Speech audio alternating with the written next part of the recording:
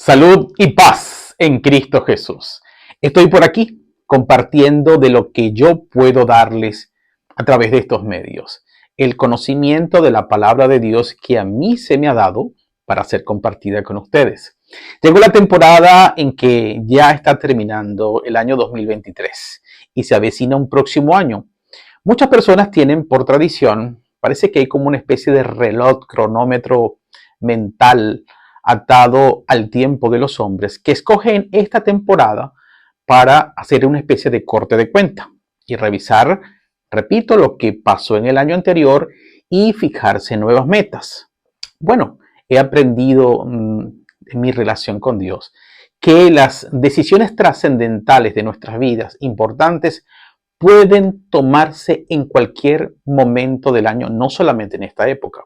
Pero como hay un grupo de personas muy importantes a quienes valoramos, que tienden a fijarse, digamos, este cronómetro de tiempo para hacer estas evaluaciones, bueno, también es un momento importante para compartir sobre este tema.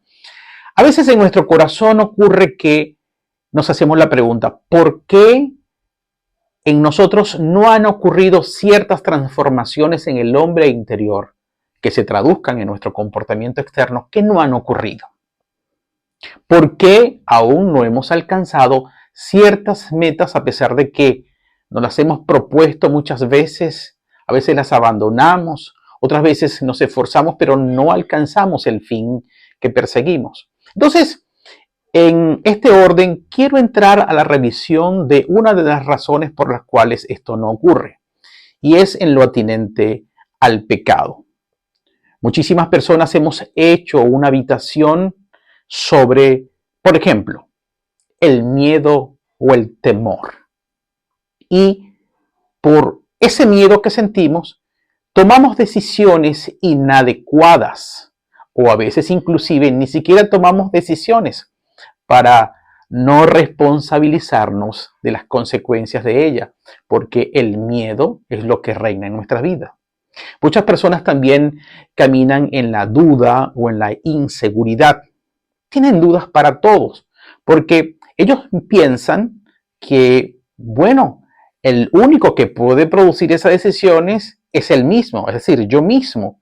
Y cuando no tengo la respuesta, me embarga la duda y esto se convierte en algo que me agobia y que, bueno, dejo a veces de tomar decisiones o tomo decisiones o muy apresuradas o tardíamente y por supuesto los resultados no van a ser efectivos. Otras personas caminan en la lujuria y esta clase de pecado impulsa a que se cometan otros pecados para poder alcanzar este o seguir ejecutando este. Otros caminan, por ejemplo, en el pecado de la falta de perdón, que entendemos que en sí también es un pecado, pero que va endureciendo nuestro corazón y produce que nuestro comportamiento vaya lastimando, haciéndole daño a otras personas de forma injusta, lo cual también es pecado. Hay uno que es muy común en esta temporada, que es la abdicación o la renuncia. Es decir, cuando una persona se rinde y dice, ya renuncio, esto es muy pesado para mí, ya no puedo. Y entonces renuncia, por ejemplo, al matrimonio y se divorcia, se rinde. Hay otros que renuncian a amistades, otros que se rinden en el trabajo y no pueden, se sienten inferiores a los demás. Hay otros inclusive que han renunciado a la fe y se han vuelto al bando de las tinieblas, donde la muerte y las tinieblas los cubre completamente, haciendo de su vida un verdadero desastre. Y hay personas que han llegado al límite de renunciar, de rendirse a la vida y cometen el pecado de suicidio. En estas temporadas de fin de año, producto de esta tradición que se ha creado de hacer cortes de cuenta en nuestra vida, personas al evaluar lo que ha sucedido en el pasado y cómo se sienten, tienden muchas personas hacia esta inclinación, con la añadidura hoy día de que hay gente que está separada, las familias están solas en otras tierras lejanas o quedaron solas en su propia nación y entonces, bueno, se dificulta más esta situación. Pero ha venido el Señor a través de este servidor a decirte que hay esperanza. Cuando nosotros moramos en esta clase de pecados, todos estos tienen un lugar común, es decir, tienen un núcleo que los produce a todos. Y eso es lo que vengo a combatir y a destruir en tu vida, y tú debes tomar la decisión de erradicar eso de tu vida para que se empiecen a producir los cambios que tanto anhelas, que tanto has querido desde hace tiempo para ti y para los tuyos, y que por supuesto va a llenar de muchísima alegría el corazón del Padre que mora en los cielos. Esa causa que es común, que produce todos estos pecados, no es otra cosa que el orgullo. El orgullo es cuando el hombre cree saber más y mejor cuál es el camino que debe tomar. Es decir, él piensa que sabe más que Dios lo que él necesita en su vida. Eso es una persona orgullosa.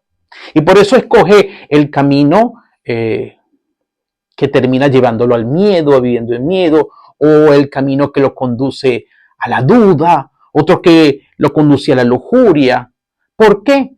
Porque él se ha trazado su propio camino y no quiere escuchar el camino que Dios diseñó para él desde la misma eternidad, porque nadie nos conoce mejor que Dios. A veces el orgullo nos lleva a pensar que nosotros nos conocemos a nosotros mismos mejor que cualquier persona, pero mejor que tú te conoces tu Creador, y te creó con un propósito, y cuando ve que tú has tomado un camino que no es el que soñó para ti, ni te diseñó en tu estructura emocional, física, mental, para ese camino, y ves que haces otra cosa, sabe que tus caminos te van a llevar a una situación de muerte, de muchas dificultades, de muchos dolores.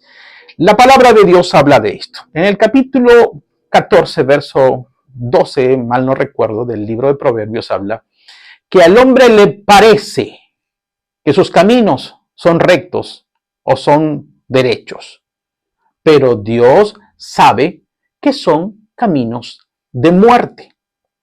Y es que la palabra lo anuncia, el hombre le parece, es su propio parecer sin considerar a Dios, que ese camino que tomó es buenísimo. Pero Dios sabe, ay, si tan solo me conociera, si tan solo me escuchara, pero es que no me escucha por orgullo, porque él piensa que él sabe lo que le conviene. Entonces, este es un fundamento bíblico. Hay otro fundamento bíblico que quiero compartir con ustedes que está en el capítulo 52 del libro del profeta Isaías.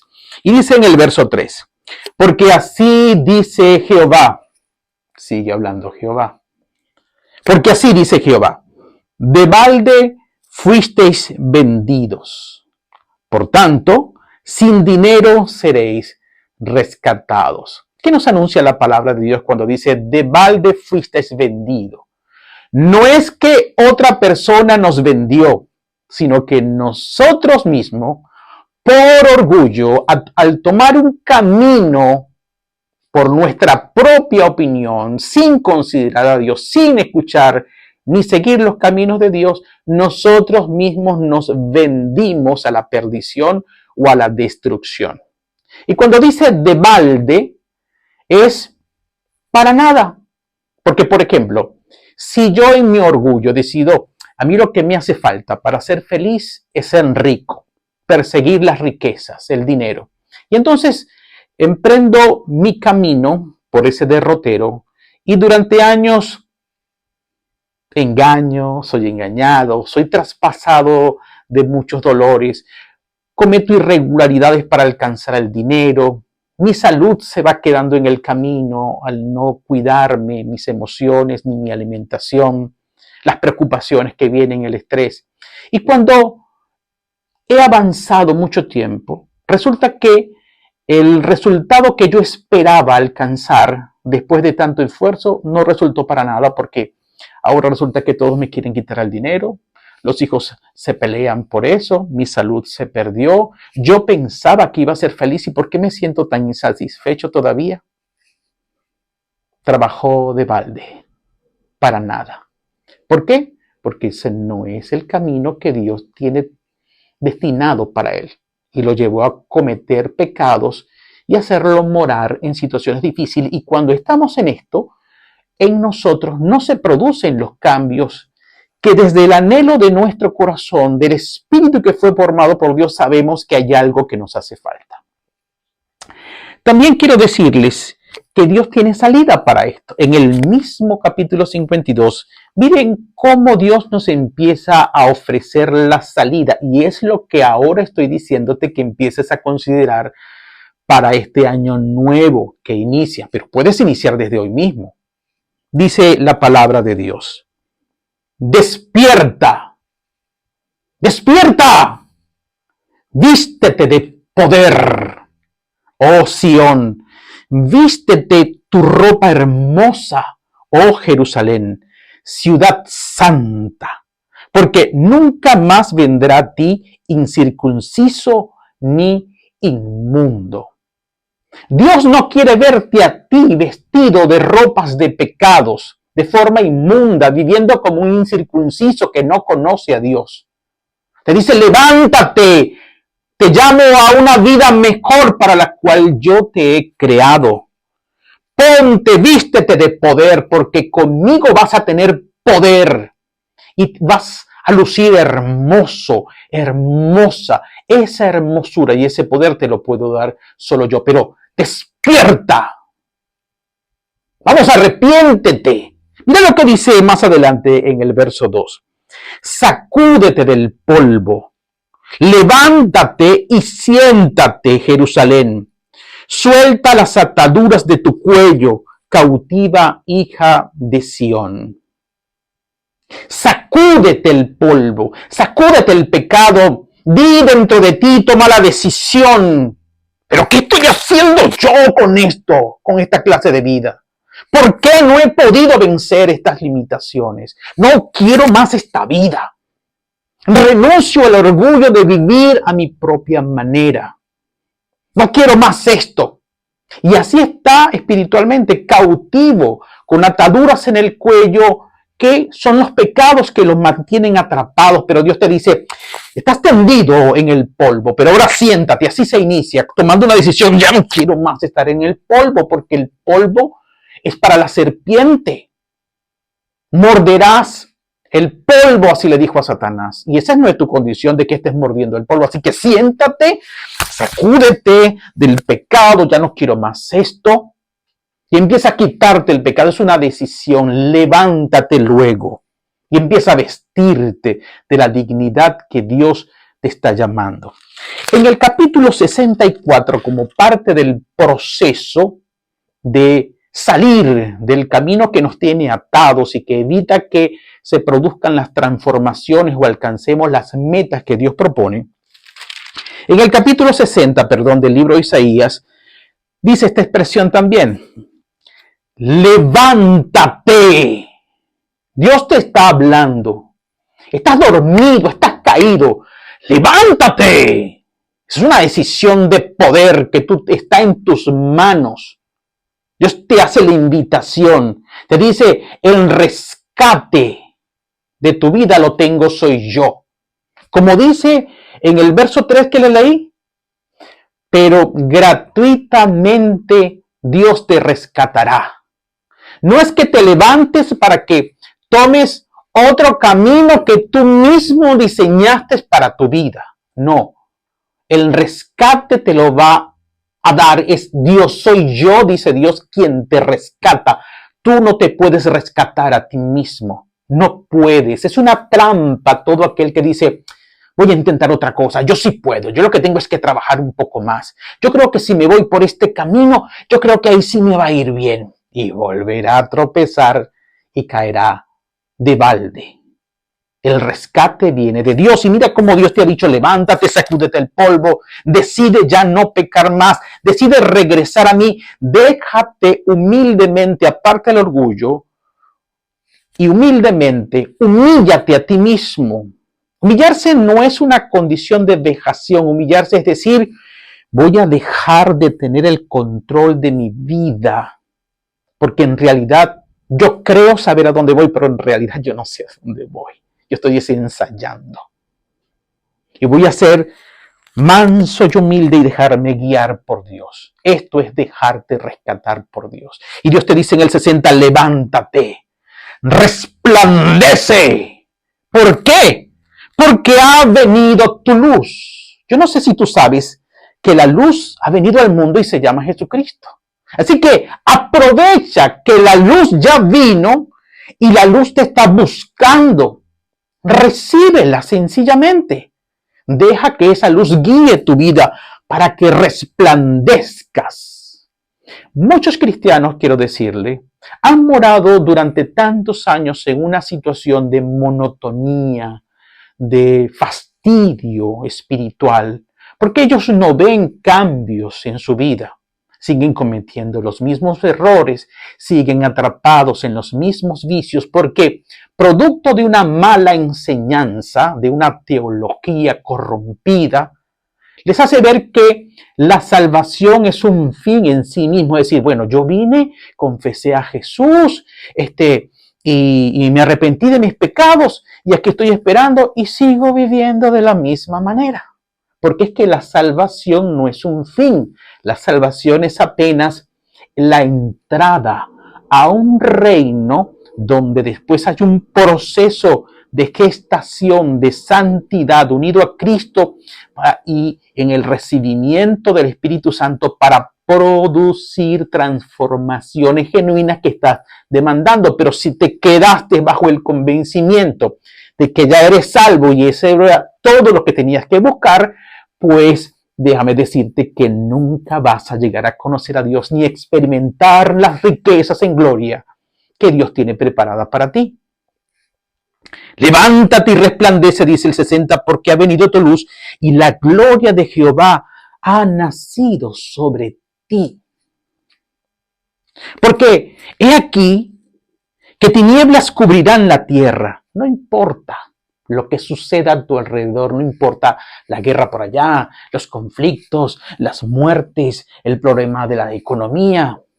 Usted tiene una historia diferente con Dios.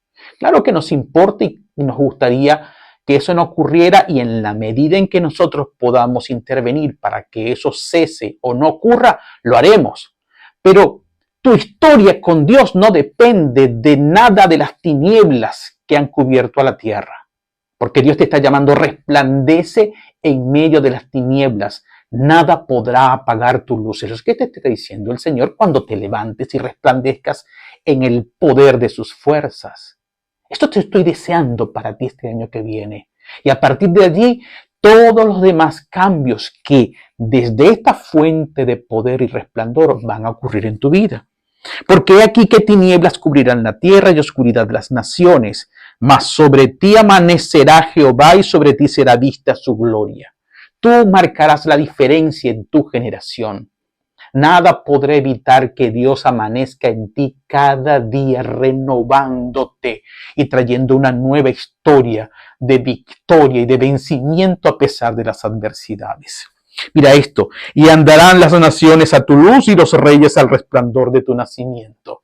Todo el mundo, todas las naciones, cuando tú resplandezcas, cuando muestres que el trono de Dios mora dentro de ti, todas las naciones vendrán a tu luz, las riquezas de las naciones, la ayuda de las naciones, el reconocimiento de las naciones, el auxilio vendrán a ti para requerir ayuda, para que tú resplandezcas, porque la luz no es solamente para ti, sino para compartirla.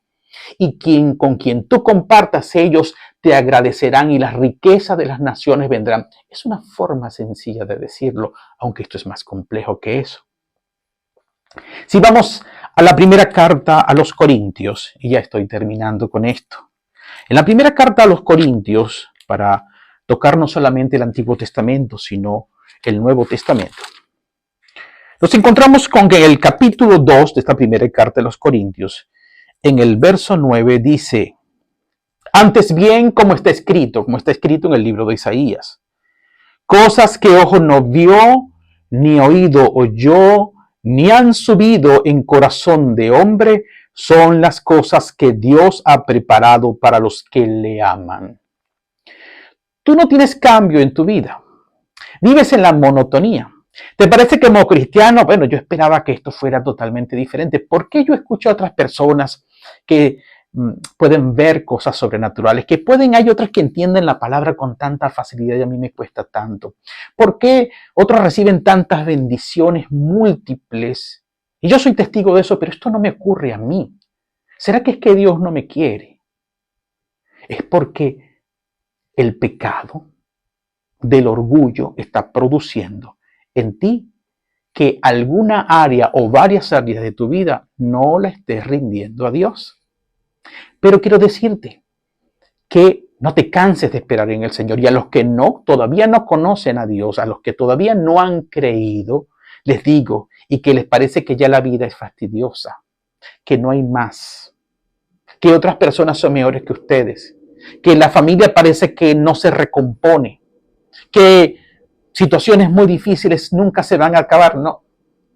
Que lo que tenían que ver del mundo ya lo vieron y que es tiempo de terminar aquí sobre esta tierra. Miren lo que les dice el Señor. Cosas que ojo no vio, tu ojo nunca ha visto. Dios te las puede hacer ver. Con estos ojos naturales y también aperturándote ojos espirituales para que veas y entiendas cosas que hasta ahora ni siquiera te imaginas que existían. Oídos para que puedas oír cosas que antes nunca, jamás habías oído. Nuevas. Y cosas que nunca habían subido en tu corazón, es decir, emociones gratificantes, sentimientos nobles, pensamientos creativos, porque quien te va a dar eso es Dios y su creatividad es ilimitada y es eterna, así que no es como el mundo que a veces te va a ofrecer, y tú lo sabes, cosas que son momentáneamente placenteras, pero que luego, eso es un engaño, vuelves a caer y lo sabes en un nivel de postración en la que te vuelves a sentir insatisfecho y sabes que eso no te llena. Aunque tu boca o los demás digan que eso es lo máximo, tú sabes que eso no tiene nada que produzca una llenura ni un gozo permanente en tu vida, pero Dios sí te lo puede dar. Y te está diciendo, hay cosas en mí que yo puedo darte, pero eso es para las personas que aman a Dios.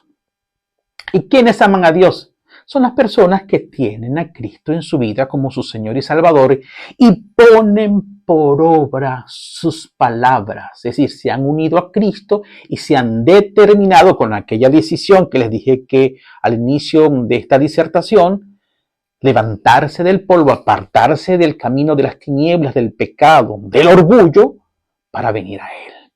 Y entonces debe venir el Espíritu Santo. Ahora, muchos se preguntan, cristianos que tienen años concurriendo a la iglesia y no tienen el Espíritu Santo. Por eso no ven nada de estas cosas en el mundo espiritual. Por eso no perciben ni pueden experimentar transformaciones en su vida. Pero ¿acaso no dice la Escritura que si vosotros, hablando de los seres humanos, las personas, siendo malos, saben dar cosas buenas a vuestros hijos? Antes dice, si tu hijo te pide un pan, tú no le vas a dar una roca. Si tu hijo te pide un pez, tú no le vas a dar una culebra. ¿Por qué? Si tú siendo malos puedes hacer cosas buenas, ¿cuánto más nuestro Padre, el que mora en los cielos, Jehová de los ejércitos, puede darles el Espíritu Santo a quien se los pida? Así que si tú tienes por Padre, porque has recibido a Cristo, el Hijo de Dios, y Él te ha dado el Espíritu de adopción para llamar a Dios Padre, pídele a Dios Padre el Espíritu Santo con fervor, con deseo que venga a Él, porque solamente el Espíritu Santo puede lograr esto. Dice el verso 10, Continuando después del 9 en la primera carta de los Corintios, capítulo 2. Pero Dios nos las reveló a nosotros por el Espíritu, porque el Espíritu todo lo escudriña, aún lo profundo de Dios. Porque, ¿quién de los hombres sabe las cosas del hombre sino el Espíritu del hombre que está en él? Así tampoco nadie conoció las cosas de Dios sino el Espíritu de Dios. Así que para que puedas ver lo nuevo, para que puedas oír cosas que jamás has escuchado, has oído, y para que puedan subir todo este cúmulo de cosas impresionantes, hermosas e infinitas que Dios tiene preparada para ti cuando le ames, es por medio del Espíritu Santo. Ese es el secreto, siendo la puerta para tener el Espíritu Santo, Jesucristo. Y con este resplandor en ti, podrás pedirle a tu Padre este año, ya no luchando en tus propias fuerzas como un orgulloso, altivo, que además quiero decirte por las Escrituras que si persistes en seguir siendo orgulloso y altivo, uno, no vas a alcanzar las metas que te propones. Dos, vas a sufrir mucho, porque dice en el capítulo 17 de Jeremías, maldito el hombre que pone su confianza en otro hombre o en las fuerzas de hombre. Hay una maldición, así como la maldición que fue proclamada sobre Caín, con el sudor de tu frente. Si quieres algo, tienes que trabajarlo. Eso es una maldición. Cuando Dios puede. No quiere decir que no vas a trabajar, pero no es, una cosa es trabajar solo con mis propias fuerzas y otra cosa es tener el respaldo, la promesa, la ayuda, la bendición en todos los órdenes de Dios que me acompaña en el camino de la vida que Él ha trazado para mí, porque me conoce y sus planes son de bien y no de mal. Eso yo deseo para tu vida en este año que inicia, mi hermano y amigo que me escuchas. Bueno, ya sabes, si Dios quiere, viviremos y nos seguiremos amando por la palabra de Dios. Dios les bendiga y Dios les guarde y que pasen un feliz año nuevo, pero de verdad cargado de poder y hermosura que solamente viene de Dios. Amén.